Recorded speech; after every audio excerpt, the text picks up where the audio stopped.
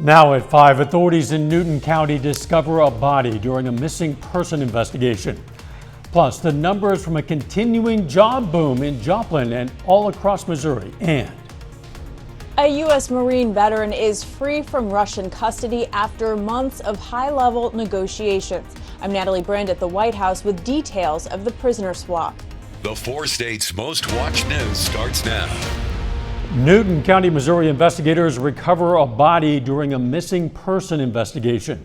This is KOAM News at 5. Authorities have been excavating in a property near Seneca. Reporter Shannon Becker has the latest from the scene.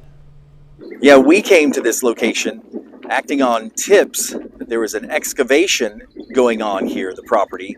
Sheriff Chris Jennings yesterday confirmed to us that they were digging in a yard as part of a missing persons case. This morning about 10 a.m., he updated us. It's now a homicide investigation. Well, yesterday we received reliable information that there was a body in a well here on this property. We started digging yesterday with heavy equipment, couldn't quite get the depth we needed. So today tried a different approach with an auger, and we now have recovered a body. Still working on it right now, but we have definitely recovered human remains. It will be a long process to officially identify the deceased, he also said. Just after 12 o'clock noon today, Newton County Coroner Dale Owens arrived to claim the body. Additionally, Sheriff Jennings did not reveal suspects involved as part of the investigation, but he said they are well aware of who lives at the residence. And more on the identity of the body that was located. Sheriff Jennings would not tell us any names, but he did say believes it is a male, a recent victim of a crime. In rural Newton County, I'm Shannon Becker for KOAM News Now. We're watching for new developments on this story, and we'll let you know if we have any updates on KOAM News at 6. Missouri has recovered 95% of jobs lost during the pandemic, and Joplin is one of a few cities leading recovery in the state. According to the Missouri State Chamber, some areas of the state's economy have grown above pre-pandemic levels. The latest quarterly economic report from the state shows Joplin's unemployment rate is at just 2.25%. We have seen tremendous growth in our area and have fully recovered from the pandemic and are back up to our pre-pandemic numbers and are excited to be the community that's leading the state. Slefka says some factors she believes have contributed to Joplin's job growth include affordability, opportunities for growth, and networking. We're going to have more on what this job growth means for Joplin tonight at 6.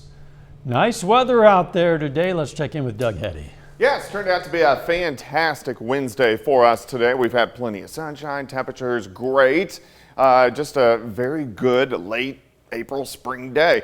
We do have some mid and upper level clouds which are increasing, so do expect the clouds to increase as we go through the evening hours. Look at the thunderstorms, southeastern Colorado, southwestern Kansas. This is going to become a big complex and then start plowing east, and they're going to be here by the time we head into the morning hours. Until then, we look fine.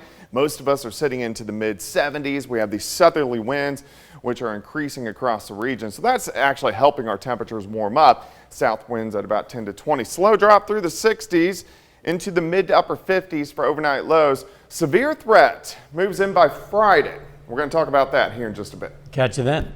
The parents of an American jailed in Moscow are relieved their son was freed in a prisoner exchange today. Trevor Reed's health had been failing in Russian custody, and his parents appealed personally to President Biden to secure their son's release. Reporter Natalie Brand has more now from the White House. Russian state television cameras showed Trevor Reed appearing gaunt but finally free.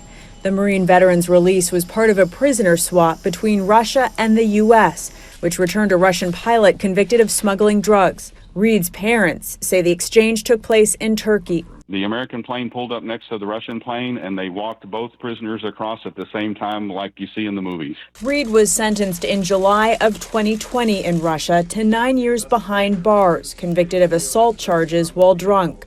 He denies the allegations. His family fears his health had been failing in Russian custody. We're praying that he doesn't have tuberculosis, but we're still concerned, that he was coughing up blood for months. Reed's parents met with President Biden in the Oval Office last month after protesting outside the White House. The president released a statement Wednesday morning saying, "I heard in the voices of Trevor's parents how much they've worried about his health and missed his presence." Senior administration officials say negotiations for Reed's release started months ago, before Russia's invasion of Ukraine. President Biden also said the release required difficult decisions that he does not take lightly. Meanwhile, families of other Americans still detained in Russia are wondering about their loved ones, including corporate security executive Paul Whelan. I'm disappointed that Paul isn't home, but it's tempered with the idea that someone is at least going back to their family. WNBA star Brittany Griner also remains in Russian custody. Natalie Brand, CBS News, the White House. North Korean leader Kim Jong-Un promises to accelerate the development of the country's nuclear weapons program and threatens to use them if provoked by foreign powers. The remarks came during this speech at a military parade. The North Korean leader has been testing long and short-range missiles over the last year. Still ahead, a bright future. Thomas Edison revealed his light bulb more than 140 years ago. I'm Ashley Martinez. I'll tell you why the incandescent bulb will soon be fading into history. But first, one family's experience with a newly approved drug and their baby recovering from a potentially deadly disease. Topping today's Health Watch, a New York mother wants other families to know just how serious COVID-19 can be. Her infant son was recently hospitalized and received a treatment just FDA approved for children. Reporter Naomi Ruckham has more. Johanna Garshina and her husband are grateful to have their son Teddy home. The 5.5-month-old spent days in the hospital fighting COVID-19. His fever was over 103, and I noticed even more so that he was having trouble breathing while we were waiting to be admitted to the ER. They immediately put him on respiratory assistance, on oxygen. Doctors wanted to start Teddy on remdesivir infusions, which were only authorized for emergency use for kids, and steroids. At that point, I kind of broke down as a mother who did everything she could to protect her child, who did all the right things, who masked, who got vaccinated, who avoided large gatherings. Remdesivir just received FDA approval for children as young as 28 days old, hospitalized with COVID-19 or with mild to moderate illness at high risk for severe COVID. It's wonderful because there aren't many treatments that are out there yet, particularly for younger kids under 5 years of age. They're not eligible for vaccines yet. Dr. James Schneider is chief of pediatric critical care medicine at Cohen's Children's Medical Center in New York, where Teddy was treated. It was definitely the right medication and right indication to use it. He's breathing better. Johanna wants others to know this virus is serious. There, I believe, is a false narrative out there that COVID is just a cold. For parents who are on the fence about getting vaccinated, I really would like them to listen to my story and do your research and understand that this virus can be deadly. She and her husband also had COVID and are recovering. Naomi Ruckham, CBS News. The American Academy of Pediatrics reports the number of children diagnosed with COVID-19 has increased for a second week in a row. More than 37,000 cases in children were reported the week ending April 21st. That's an increase of about 43% from just 2 weeks prior. Red wine might be a better option if you want to drink and keep off some unwanted weight. An analyst in the UK said red wine produces less stomach fat than other drinks like vodka, beer, and white wine. The team studied information from more than 1,800 people between the ages of 40 and 79 and say those who drank red wine had less abdominal fat than those who did not. A new study shows smoking rates are decreasing in people with major depression, substance or disorder, or both. The research from the National Institute on Drug Abuse analyzed data from 2006 to 2009. But the study also shows higher smoking rates among people with psychiatric disorders than among those without.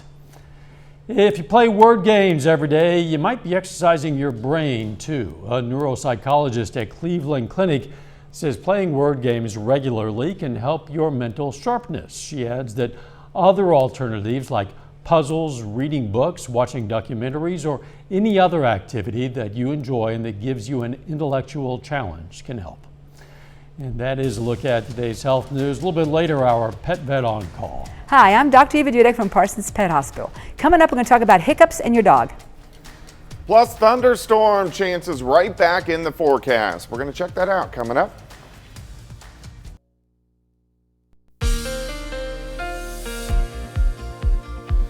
Well, definitely turned out to be a nice Wednesday for us today, and it looks like we're going to see pretty good temperatures over the next couple days, but thunderstorm chances will start to increase. Looks great right now. This is our Indigo Sky Casino and Resort. Our Tower Cam live shot looks pretty good. The trees are starting to really green out across the region, which is actually a little bit late this year. If you compare it to last year, we had a much warmer March. This year was a cooler March. So the trees have kind of held back just a little bit, but they're really starting to leaf out. Allergies up there as well on a scale of 1 to 10. Today's an 8, tomorrow's a 9. These are mainly tree allergies. The pollen, of course, is on the high side, and that's what we're going to continue to see as we go through the next few days. Temps, great. We're sitting into the mid-70s. We have these southerly winds kicking in. They've increased for us today. You can see those south winds at about 10 to 20, gusts a little bit higher than that. 7th and range line looks good. Sitting at 75, south winds at 15, humidity is low, it's at 31%. If you want to get outside this evening, no issues whatsoever, a little breezy, but we drop back through the 60s, and we only bottom out into the mid to upper 50s for overnight lows tonight. Clouds increasing though. We've had sunny skies all day long, mid and upper level clouds increasing. This is due to this band of thunderstorms. Southwestern Kansas, southeastern parts of Colorado, and then stretching south into the panhandles. A little bit of severe weather out here for us tonight, but this batch is going to plow east toward us, and it will be here by tomorrow morning. So that's when showers and thunderstorms will start to increase. This is a weak little wave, stronger system in the Pacific Northwest, which will start to affect us by the time we head into Friday. All right, let's go through time for us tonight. Just a lot of clouds, but look at the showers, scattered thunderstorms starting to pop up during the morning hours.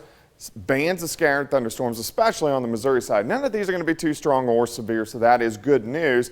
But we'll continue to have scattered thunderstorms through the morning. They should be out by the afternoon. But as we get into late afternoon, into the evening hours, we have a warm front that's going to be lifting in. So additional scattered thunderstorms along and north of that front. Now, some of these storms could be a little bit stronger. Most likely will stay below severe limits, but they could be a little bit stronger. Periods of showers and thunderstorms tomorrow evening, and then into the overnight hours tomorrow night. We may get another little band that tries to move in by Friday morning.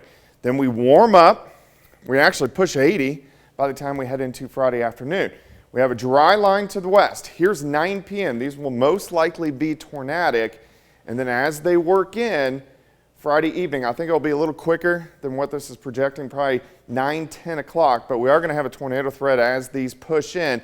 They'll most likely weaken as they get into southwestern Missouri, but we are going to have a severe threat as we go into Friday night. You can see the highest threat in our northwestern county. So let's go timing 10 p.m. to 5 a.m. So these are going to be late night storms Friday. I'm going to keep all the threats low for now, but we'll watch that over the next couple days. 73 tomorrow, 77 on Friday, thunderstorms Friday night. Most of the weekend looks pretty good. Thunderstorms back in Sunday night into Monday. Wow, a lot to keep an eye on in the coming days. A lot to watch. Thanks, Doug. Coming up, the new regulations on light bulbs. First, though, we honor a local veteran of the Korean War. La Harpe, Kansas native Earl Reibel served in the U.S. Army in 1952 and 53. His medals include 3 Bronze Service Stars. Corporal Earl Reibel, a 4-state hero. Topping today's Consumer Watch, Russia will no longer send natural gas to either Poland or Bulgaria. And while those two are now on the shutoff list, Russia is threatening to do the same with more countries depending on the support they give to Ukraine. The price of natural gas skyrocketed across Europe today. Over the past decade, stores have moved away from stocking older incandescent bulbs toward energy-efficient LEDs. And soon those old bulbs are going to be fading out. Astrid Martinez reports. Not far from this small museum in Menlo Park, New Jersey, Thomas Edison had a bright idea. In 1879, the inventor switched on his version of the light bulb. Edison will perfect incandescent light. Kathleen Carlucci is director of the Thomas Edison Center. The first light bulb that he would sell commercially had a bamboo filament. Later versions of Edison's bulb lit up the world for more than a century. But soon, incandescent bulbs will fade out of U.S. stores. The Energy Department has finalized rules that will require manufacturers to only sell energy-efficient light bulbs like LEDs. Stores will be phasing them out, but they will no longer be legally sellable as of July 2023. Stephen Nadell is the executive director of the American Council for an Energy-Efficient Economy. He helped negotiate the 2007 legislation that put more LED bulbs on the market, and millions of Americans have made the switch. Nadell says in 2020, only about 30% of light bulbs sold in the U.S. were incandescent or halogen incandescent bulbs. LEDs are more expensive, but can last up to 50 times longer. The Biden administration believes that will save Americans nearly $3 billion a year on utility bills and help the environment. It means very substantial greenhouse gas emissions reductions, helping to reduce climate change. What would Edison have thought about this move? We think that he would love it because he was always making improvements and going forward. Companies must stop manufacturing incandescent bulbs by January 1st, and the bulbs will disappear from store shelves in the summer of 2023. Astrid Martinez, CBS News, Menlo Park, New Jersey. United Airlines is adding more flights across the Atlantic. The company said it's raising capacity by 25% over pre-pandemic levels to offer more transatlantic routes this summer. Our Pet Vet on Call next.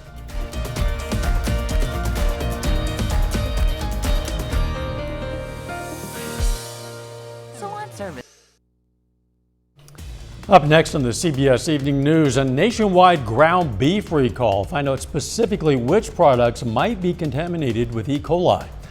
Then on KOAM News at 6, the latest on the discovery of a body during the investigation of a missing person in Newton County. Plus, we're going to break down the numbers and what's behind the big job boom in Joplin and all across Missouri. And the U.S. Supreme Court hears arguments in a case involving criminal jurisdiction in Indian tribal territory in Oklahoma. Stay with us. CBS Evening News and then KOAM News at 6. Sometimes our dogs deal with the same ailments and discomforts we do. Today's question for our Pet Vet on Call: why does my dog get hiccups a lot? Hiccups are an irritation to the diaphragm muscle. That's the muscle that separates your chest and your heart and lungs from your abdominal organs. So all puppies hiccup. The theory there is that it's migrating worm larvae that are crawling up through the diaphragm into the lungs to get coughed up and re-swallowed and become worms again. That's the case. The puppy will usually outgrow it through routine deworming, and as they grow, they stop hiccuping. If it's an adult dog, that could be something as simple as inhaling an irritant, to ingesting something too fast, to a number of things, all the way through to probably even cancer. So that's something you definitely want to see a veterinarian about. Hey, we invite questions from anyone. If you have a question, you just send it to petvet@koamtv.com. Dr. Eva Dudek from the Parsons Pet Hospital answers a different question or brings us a fun fact every Wednesday on KOAM News at 5. You can also find answers to previous questions on our website. Now let's check out our picks of the litter for the week. Look at that. From the Joplin Humane Society, we've chosen this Shepherd mix puppy, a male named Bart, or whatever you want to call him. And from the Southeast Kansas Humane Society, we have this beauty, a female domestic medium hair cat. Her name is Miss Mochi. If you're looking for a pet, why not check out your local Humane Society? Might be a nice night to take the pet for a walk, throw a frisbee around. Beautiful weather at the moment. Going to get your mic? I am. You can just hold it for us. It'll work. Ooh, look at that. Yeah. Easy. There you go. Yeah, Okay. it looks like a great evening. Temperatures are going to be fantastic as we drop back through the 60s. We are going to get some thunderstorms in here by morning. So scattered storms, non-severe, a little loud, but not severe. And then more popping up tomorrow evening, tomorrow night.